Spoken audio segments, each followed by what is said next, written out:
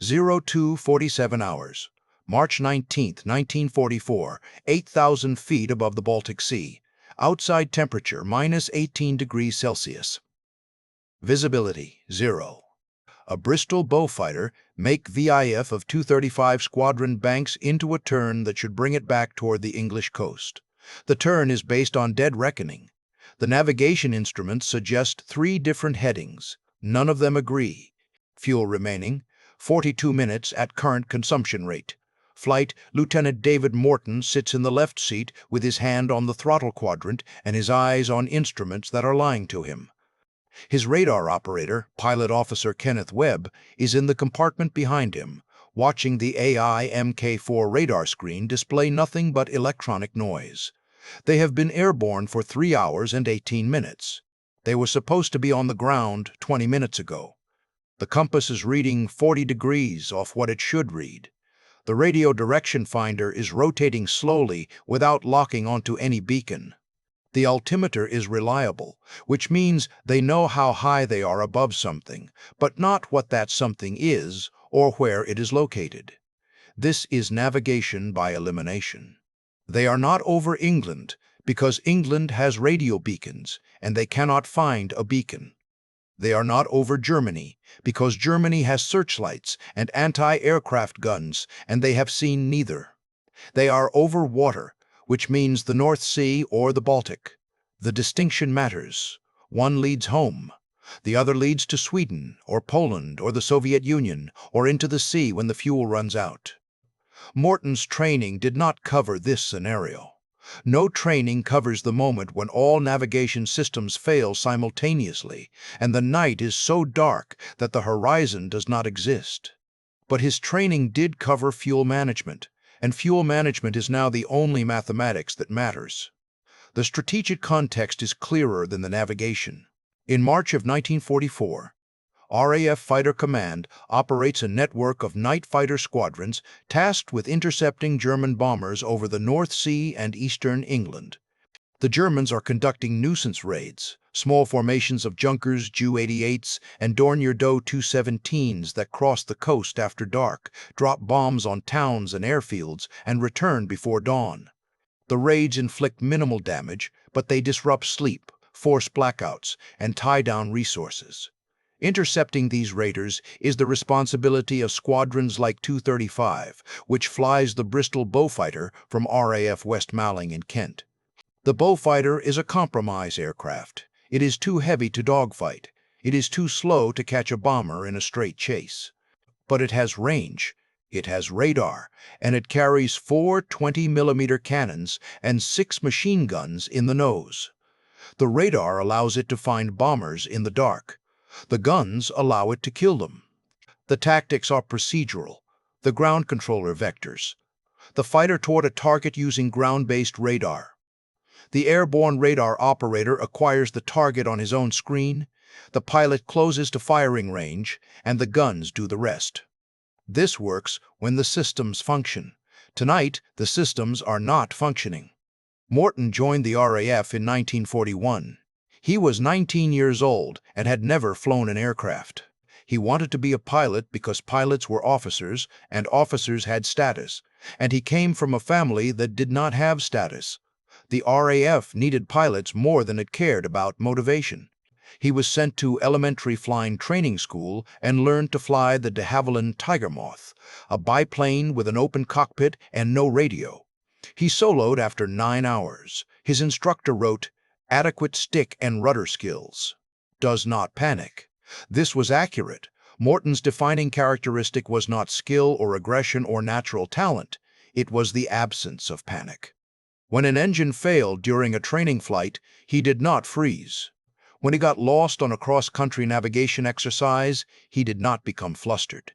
He landed at the wrong airfield, refueled, checked his map, and flew to the correct destination.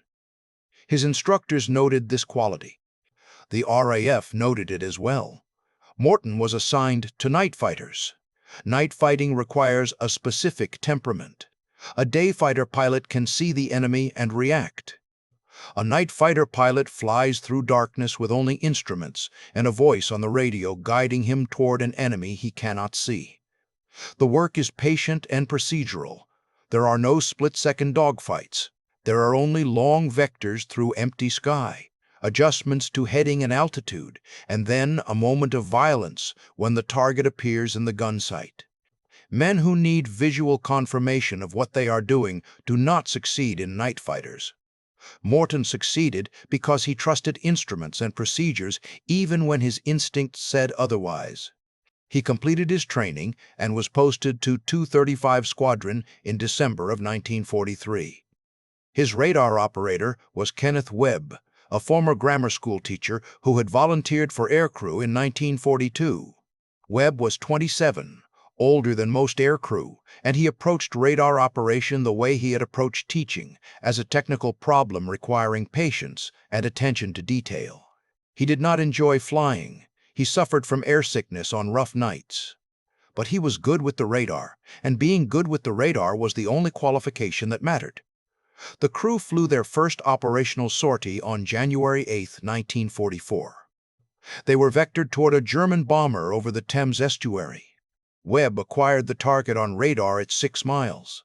Morton closed to 800 yards and identified the aircraft as a Ju-88. He opened fire at 400 yards. The bomber's starboard engine caught fire and the aircraft descended into the sea. Morton did not feel elation. He felt only the confirmation that the procedures worked.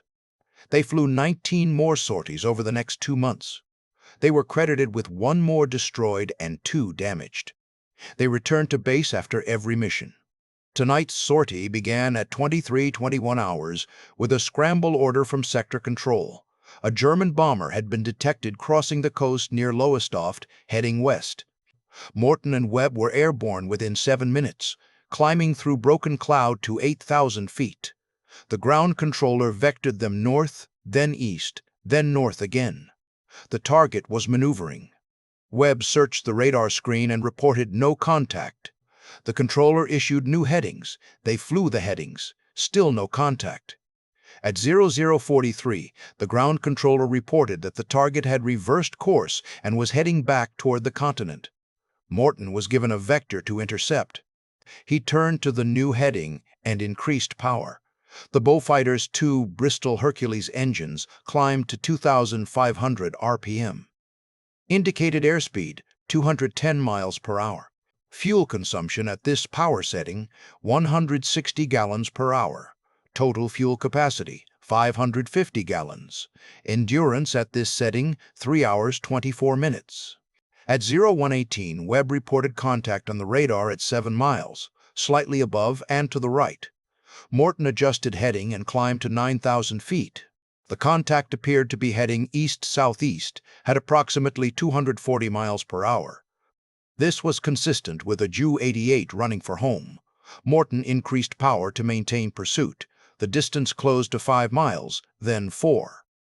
At 0132, the contact disappeared from Webb's screen. Webb reported the loss and began adjusting the radar settings. Electronic noise filled the display. He cycled the radar off and back on. The noise persisted. Morton continued on the last known heading while Webb troubleshot the radar. 3 minutes later, Webb reported that the radar was not acquiring any targets. The system was functioning, but it was detecting nothing. This should not have been a critical problem. They were over the North Sea on a clear night. Visibility was good. The moon was in its last quarter but still providing enough illumination to see the horizon.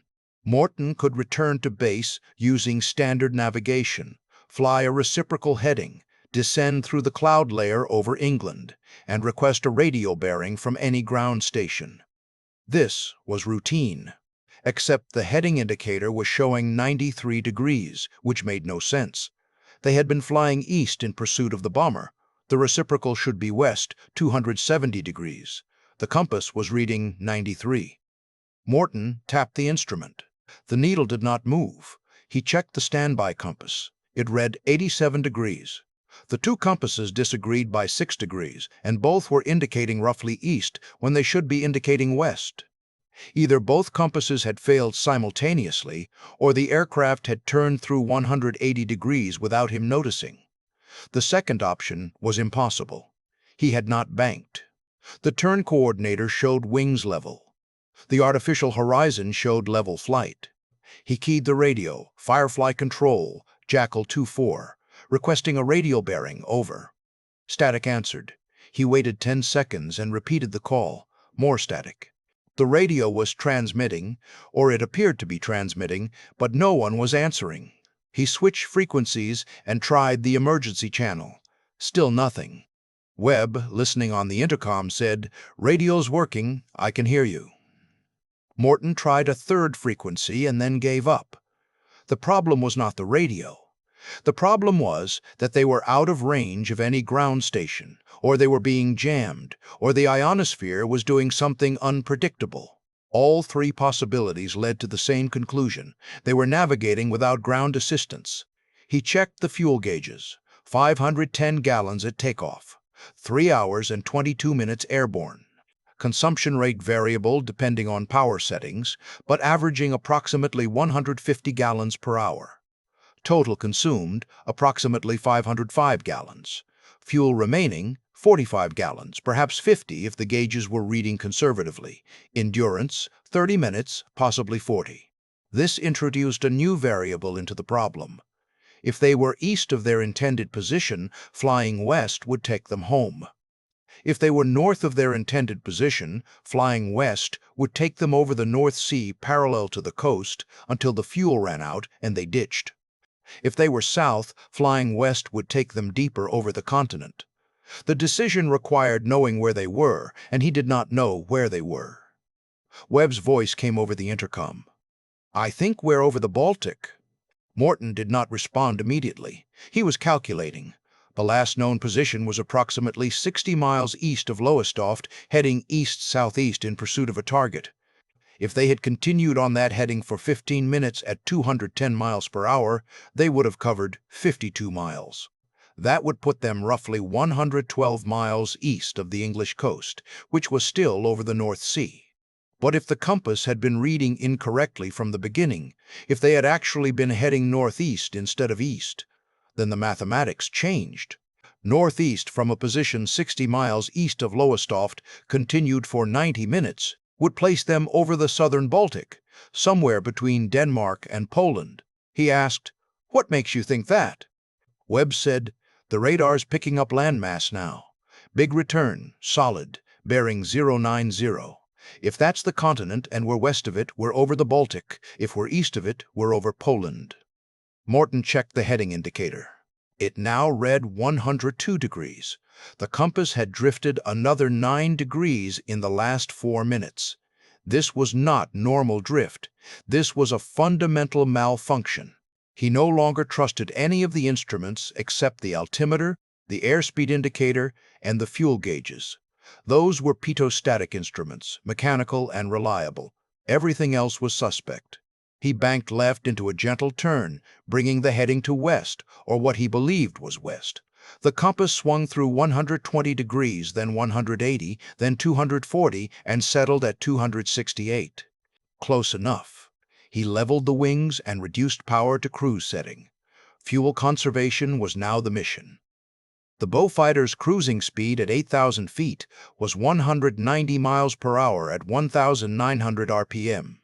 Fuel consumption at this setting was 130 gallons per hour. With 45 gallons remaining, endurance was approximately 21 minutes. If they were over the Baltic and 200 miles from the English coast, 21 minutes would not be enough. The mathematics were clear. They were going to run out of fuel before reaching land. Morton considered the alternatives. He could climb to 12,000 feet and extend his glide range after engine failure. A Beaufighter glides at approximately 10-to-1, meaning 10 feet forward for every foot of descent. From 12,000 feet, the glide range would be roughly 20 miles. But climbing consumed fuel, and he did not have fuel to waste on theoretical glide ranges. He could head for Sweden. Sweden was neutral. Interned aircrew were held for the duration, but they were not prisoners of war. The Swedish coast was closer than England if they were where he thought they were. But heading for Sweden required knowing which direction Sweden was, and he was not certain of any direction. He could ditch in the Baltic. The sea state was unknown but probably manageable in March. The water temperature was 4 degrees Celsius. Survival time was 30 minutes. The bullfighter carried a 4-man dinghy in the wing. If the dinghy deployed properly, if they got into it without injury, if they were not too far from land, they had a chance. The chance was small, but it was not zero. None of these alternatives were good. He rejected them all and continued flying west. At 0251, the port engine coughed. The RPM dropped from 1900 to 1700 and then recovered. Morton's hand moved to the throttle, but he did not adjust it. The cough was fuel starvation. The engine had drawn air instead of fuel from a tank that was almost empty. It would happen again. Webb said, "How long?" Morton checked the fuel gauges. Both needles were resting on the bottom peg. He said, 5 minutes, maybe 10. Webb did not reply. There was nothing to say. They both understood the situation. Morton's job was to keep the aircraft flying for as long as possible. Webb's job was to watch for land on the radar. Everything else was irrelevant. At 0254, the starboard engine coughed. Morton felt the aircraft yaw slightly to the left as the thrust became asymmetric. He corrected with rudder. The engine recovered, ran smoothly for 8 seconds, and coughed again. This time the RPM dropped to 1500 and stayed there. He advanced the throttle. The engine responded sluggishly. He reduced throttle on the port engine to balance the thrust. Airspeed decreased to 170 miles per hour. Webb said, "Contact, land. Bearing 265, distance 11 miles." Morton turned 5 degrees left. The new heading was 263 degrees according to the compass, which meant precisely nothing, but it was toward the radar contact, and that was all he had. The starboard engine was running rough now, surging and fading. The port engine was smooth but would not stay smooth. He watched the RPM gauges and waited. At 0258, both engines quit. The sound was abrupt and absolute. The roar of the Hercules engines was replaced by the whistle of wind over the airframe. Morton's hands moved automatically. Mixture controls to idle cutoff, fuel selectors to off, magneto switches to off. He was securing the engines to prevent fire. The checklist was ingrained. The aircraft was now a glider. Airspeed 165 miles per hour, decreasing. Altitude 8,000 feet. Glide ratio 10:1. Maximum range 15 miles in still air. Webb had reported land at 11 miles. The mathematics suggested they would reach the coast with altitude to spare. The mathematics did not account for headwinds or navigational error. Morton pushed the nose down to maintain airspeed. The altimeter began unwinding. 7,500 feet. 7,000. The artificial horizon showed a 5-degree nose-down attitude. The airspeed stabilized at 170 miles per hour. This was the bullfighter's best glide speed, the speed that produced the maximum distance per foot of altitude lost. He had glided a bullfighter twice before, both times during training.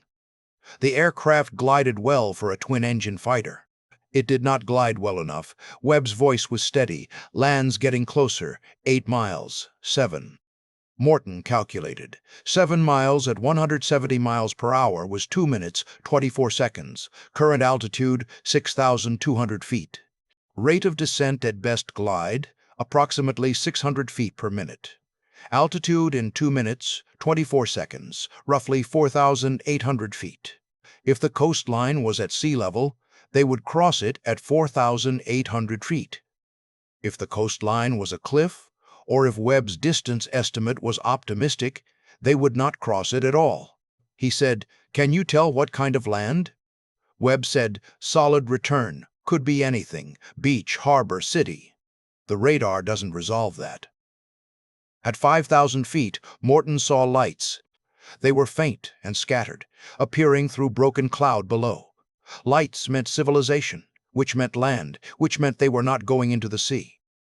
The relief lasted 3 seconds before the next problem became apparent. He had no idea where they were about to land. And landing a twin-engine fighter with no power in unknown terrain at night was lethal 90% of the time. He keyed the intercom, "I'm putting it down as soon as we're over land. Brace for landing." Webb acknowledged and began securing loose equipment in the radar compartment. Morton scanned the darkness ahead, looking for a field, a road, anything flat and long enough. He saw nothing.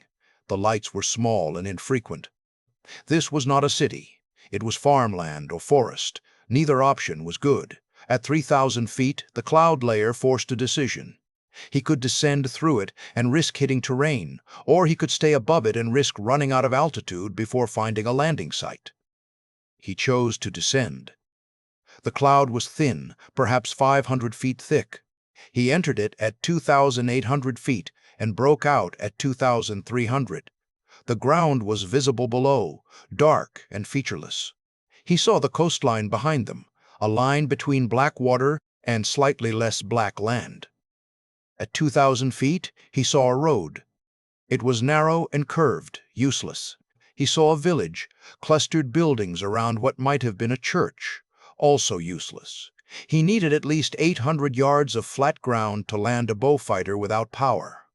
The bullfighter's landing speed was 105 miles per hour. At that speed, even a small obstacle was catastrophic. At 1,000 feet, he saw what he needed: a field, rectangular, dark, with no visible obstructions. It was small, perhaps 600 yards long and 200 yards wide, but it was the best option he was going to find. He banked toward it and began configuring for landing. Landing gear down. The gear extended under gravity. 3 green lights. Flaps, 20 degrees. The flaps extended pneumatically using residual pressure in the system. The aircraft pitched nose down. He trimmed nose up. At 500 feet, he was lined up with the field. Airspeed, 115 miles per hour. Descent rate, 400 feet per minute. The field was coming up fast. He could see individual trees now, bordering the western edge. The trees were tall. If he overshot, they would kill him. At 200 feet, he pulled the throttles back even though the engines were already dead. This was instinct overriding reason. At 100 feet, he began the flare, pulling the yoke back to arrest the descent. The airspeed bled off. 110 miles per hour, 105. The nose pitched up. The aircraft settled. He could see ground texture now, furrows or grass, something agricultural. The main wheels touched at 0304 hours and 17 seconds. The impact was hard but not violent. The aircraft bounced, settled again, and began rolling. Morton pushed the yoke forward to plant the nose wheel. The nose wheel touched and the aircraft decelerated rapidly, too rapidly. The ground was soft. The wheels were sinking. He held the yoke neutral and let the aircraft slow itself. 60 miles per hour. 40. 20. The bullfighter rolled to a stop with 30 yards of field remaining before the tree line. Morton sat in the darkness and listened to his own breathing. The silence was complete except for the sound of wind and the ticking of cooling metal. Webb's voice came through the intercom. "Where are we?" Morton said, "I don't know." They climbed out of the aircraft and stood in the field. The air smelled of salt and earth. The ground was soft, recently plowed or naturally boggy. The bullfighter sat in the furrows with its nose tilted slightly down. The propellers had not struck the ground. The landing gear had not collapsed. By the standards of forced landings in hostile or unknown territory, this one was nearly perfect. Morton walked a perimeter around the aircraft, checking for damage. The airframe appeared intact. The tires were buried to the hubs in mud, but were not punctured. The engines showed no signs of fire or structural failure. If they could get fuel, the aircraft could fly again. This seemed unlikely. Webb was examining the radar display, which was still receiving power from the battery. He called out, "We're on the coast, water to the north and east, land to the south and west. If the compass was reading even remotely accurate when we turned, we're on the German or Polish Baltic coast." Morton considered this. If they were in Germany, they would be captured within hours. If they were in Poland, the outcome depended on which part of Poland. Eastern Poland was occupied by the Soviet Union. Western Poland was occupied by Germany. Soviet occupation meant internment, possibly worse. German occupation meant prisoner of war camp. Neither option included going home. He said, "We should move away from the aircraft. If there's a patrol, they'll come here first. They gathered their navigation equipment, Webb's radar log, and the aircraft's documents. Morton opened the armament bay and checked the ammunition. The cannons were loaded, but he had no way to remove them. The aircraft carried no sidearms. RAF night fighter crews did not carry pistols as a matter of policy. The reasoning was that armed aircrews shot down over England might be mistaken for Germans and killed by civilians. This policy was less useful over the Baltic. They walked south, away from the coast. The night was cold but not unbearable. They wore flight suits and leather jackets. Their boots were adequate for walking. They followed a hedgerow that bordered the field and led toward what appeared to be a small woods. The plan was simple. Put distance between themselves and the aircraft, find a place to hide until daylight, and then assess the situation. At 0341, they heard voices. Morton stopped and motioned Webb to crouch. The voices were distant, perhaps 200 yards west. They were speaking a language that was not English. Morton could not identify the language. The voices grew louder, then faded. Footsteps crunched on gravel. A light appeared, a lantern or electric torch, bobbing as someone walked. The light moved parallel to their position and then stopped near the aircraft. More voices. These were louder, excited. Someone had found the bullfighter. Morton and Webb remained still. The voices continued for several minutes, then moved away. The light disappeared. Silence returned. Webb whispered, "What do we do?" Morton did not have an answer. They could surrender and hope they were in neutral or friendly territory. They could hide and hope they were not found. They could try to move inland and search for resistance fighters or partisans, assuming such groups existed in this area. All options were speculative. He chose the option that maintained flexibility. They would hide and wait for daylight. They moved deeper into the woods and found a depression beneath a fallen tree. The ground was dry and covered in old leaves. They settled into the depression and waited. Morton checked his watch. 0356. Dawn would arrive around 0530. They had 94 minutes to wait. The waiting was worse than the flying.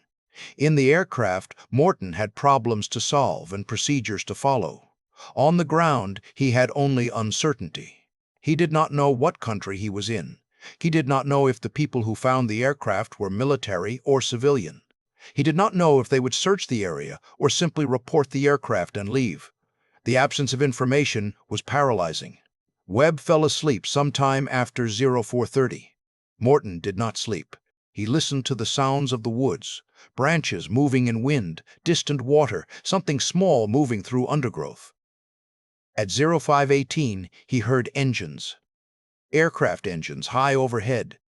They were RAF bombers, possibly returning from a raid on Berlin or Stettin. The sound faded to the west. He watched the sky and saw nothing. Dawn arrived slowly, gray light filtering through the trees. Morton could see the surrounding terrain now. The woods were thin, mostly pine and birch. Beyond the trees was open farmland, flat and waterlogged. To the north, perhaps half a mile away, he could see the Baltic, a band of gray water under a gray sky. To the south was a village, small buildings with thatched roofs. Smoke rose from one chimney. Webb woke and looked around. He said, "Where do you think we are?" Morton said, "Somewhere between Denmark and Poland." At 0612, they saw soldiers. There were 5 of them, walking in a line across the field where the bullfighter had landed. They wore gray-green uniforms and carried rifles. German uniforms, German rifles. The soldiers reached the aircraft and stopped. One of them walked around it, examining the markings. Another climbed onto the wing and looked into the cockpit. They spoke to each other, but the distance was too great to hear words. Morton made the decision. They could not evade German patrols indefinitely. They had no food, no water, and no knowledge of the terrain. The best option was controlled surrender to military personnel rather than capture by civilians or police. He stood up and walked out of the woods with his hands raised. Webb followed. The soldiers saw them immediately. 2 rifles came up, aimed. An officer shouted something in German. Morton continued walking slowly with his hands high. He stopped 20 yards from the soldiers and waited. The officer approached, rifle pointed at Morton's chest. He spoke in German. Morton shook his head and said, "Royal Air Force, British. We are prisoners of war." The officer stared at him, then lowered the rifle. He spoke again, this time in heavily accented English. "You are pilot?" Morton said, "Yes." "Flight Lieutenant David Morton. This is Pilot Officer Kenneth Webb." The officer nodded. He turned to his men and issued orders. 2 soldiers moved forward and searched Morton and Webb for weapons. They found none. The officer gestured toward the village and said, "You come with us." They were taken to the village and held in a small building that might have been a schoolhouse or community hall. The room contained a table, 4 chairs, and a wood stove. A soldier stood guard outside. The officer left and returned 30 minutes later with bread, cheese, and ersatz coffee. He offered no explanation. Morton and Webb ate in silence. At 0845, a staff car arrived. A Luftwaffe officer stepped out, wearing the insignia of a Hauptmann, equivalent to a flight lieutenant. He entered the building, dismissed the army officer, and sat down across from Morton. He spoke in fluent English. "I am Hauptmann Erich Weiss. I understand you landed a Bristol Beaufighter in a field last night." Morton confirmed this.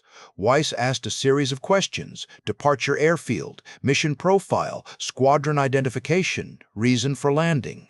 Morton answered the first question with name, rank, and service number. He refused to answer the others. Weiss did not press. He said, "You are lucky. You landed in Pomerania, near the town of Liba. 20 kilometers east, and you would have crashed in Poland. 20 kilometers west, and you would have crashed in the sea." Morton said nothing. Weiss continued, "Your aircraft is intact. The engines are not damaged." "It appears you ran out of fuel," Morton said. "Name, rank, and service number. That is all I am required to provide." Weiss smiled without humor. He said, "Of course. You will be transported to Dulag Luft for interrogation and then to a permanent camp. I must tell you, however, that we have recovered several pieces of equipment from your aircraft. The radar is particularly interesting. Our technical officers will examine it carefully." This was the intelligence loss Morton had been dreading. The AI Mk4 radar was classified. The RAF did not want the Germans to study it. But there was nothing he could do. The aircraft was captured. The radar was captured. The war would continue with or without this one piece of technology. Morton and Webb were transported to Dulag Luft, the Luftwaffe's interrogation center for captured aircrew, near Frankfurt. They spent 3 days in solitary confinement, being questioned by intelligence officers who already knew most of the answers. They provided nothing beyond name, rank, and service number. After interrogation, they were sent to Stalag Luft 3, a permanent prisoner of war camp in Silesia. They remained there until the camp was evacuated in January of 1945, ahead of the Soviet advance. They survived the forced march west and were liberated by American forces in April. The immediate tactical impact of their loss was minimal. 235 Squadron lost 1 bullfighter and 1 experienced crew. Both were replaced within 2 weeks. The squadron continued night intruder operations without interruption. The strategic impact was slightly larger. The Germans recovered the AI Mk4 radar intact and subjected it to technical analysis. This analysis accelerated their own radar development by an estimated 6 months, though by March of 1944, 6 months was not enough time to affect the outcome of the war. The navigation failure that led to Morton and Webb's flight over the Baltic was investigated after the war. The most likely explanation involved the combination of compass deviation caused by electrical interference and ionospheric disturbance that disrupted radio communication. The compass deviation was traced to the radar transmitter, which generated a powerful electromagnetic field that could affect nearby instruments. The ionospheric disturbance was consistent with solar activity recorded on the night of March 19th. Neither factor alone would have been critical. Together, they created conditions where standard navigation procedures failed. Morton wrote a detailed report after his repatriation in May of 1945. The report included recommendations for improved instrument redundancy and better crew training for navigation emergencies. Some of these recommendations were implemented in post-war aircraft, others were ignored. The RAF's position was that Morton and Webb had survived through a combination of skill and luck, and that no amount of training could guarantee survival when multiple systems failed simultaneously. Morton left the service in 1946 and returned to civilian life. He did not fly again. When asked about his experience over the Baltic, he described it in the same flat procedural tone he used in his official report. Instruments failed, fuel ran out, he landed in a field. He did not discuss fear or stress or the moment when he realized they were lost. Those were not relevant to the mechanics of what happened. Webb became a schoolteacher again. He did not speak about the war, except to say that he had served in the RAF and had been a prisoner. His students did not know that he had spent 90 minutes over the Baltic watching a radar screen that showed nothing useful while his pilot flew on dead reckoning toward an unknown coast. The mathematics of their survival are straightforward. They ran out of fuel 11 miles from land. The Beaufighter's glide ratio gave them 15 miles of range from 8,000 feet. 15 miles minus 11 miles equals 4 miles of margin. 4 miles is 1,200 seconds at 170 miles per hour. 1,200 seconds is 20 minutes. They landed with 20 minutes of altitude to spare. But the mathematics do not explain why Webb spotted land on the radar at exactly the right moment, or why Morton chose to turn west instead of east, or why the field appeared when it did. These are variables that do not fit into equations. The official investigation called them luck. Morton called them probability. The distinction is semantic. The Beaufighter was recovered by the Germans and studied but not repaired. It was destroyed in an air raid on the Luftwaffe technical facility in April of 1944. No photographs of the aircraft in German hands are known to exist. The field where Morton landed is still there, though it is now paved and used as a parking area for a small marina. The town of Leba is a tourist destination in modern Poland, known for its beaches and sand dunes. A local historian researching wartime events discovered the story of the British night fighter in German military records. He placed a small plaque near the marina in 2008. The plaque notes that a Bristol Beaufighter landed in this area on March 19, 1944. It does not mention the 90 minutes the crew spent lost over the Baltic, because that part of the story was not in the German records. The night sky over the Baltic looks the same now as it did in 1944. The stars are in the same positions. The horizon is still invisible on overcast nights. The water is still 4 degrees Celsius in March. Navigation is easier now, with GPS satellites providing position data accurate to within feet. But the fundamental problem has not changed. When you do not know where you are, and the instruments are lying and the fuel is running out, the mathematics become very simple. Fly toward where you think land might be, and hope you are correct. Morton and Webb were correct. Others were not. The number of RAF aircrew lost over the North Sea and Baltic during the war is imprecise, but estimates range above 3,000. Most disappeared without explanation. A few, like Morton and Webb, landed in fields or on beaches and survived. The difference between survival and disappearance was often measured in miles or minutes or the angle of a glide path. No one calls this heroic. It is simply what happened when men flew over dark water in machines that could fail, and sometimes the machines failed, and sometimes the men made the right decisions, and sometimes they made it home. Sometimes they did not.